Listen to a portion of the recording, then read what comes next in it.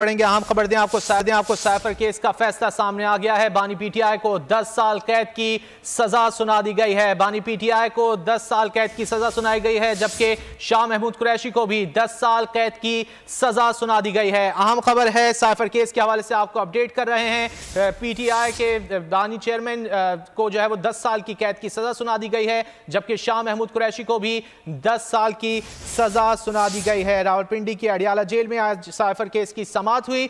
जज अबुल हसनात जुल्करनैस ने समाअत की और यह फैसला सामने आया है। बानी पीटीआई और शाह महमूद कुरैशी को 10-10 साल कैद की सजा सुना दी गई है। प्रोसिक्यूटर जुल्फिकार नकवी भी आज अपनी टीम के हमरा कमरा अदालत में मौजूद थे और अब यह खबर आ रही है कमरा अदालत से बानी पीटीआई और शाह महमूद कुरैशी को 10-10 साल के लिए कैद की सजा सुना दी गई है। बानी पीटीआई और शाह महमूद कुरैशी को सजा सुना दी गई है साइफर केस में और 10-10 साल की दोनों को सजा सुनाई गई है। प्रोसिक्यूटर जुल्फिकार नकवी अपनी टीम के हमरा कमरा अदालत में मौजूद थे। तफसीलात जान लेते हैं। नुमाइंदा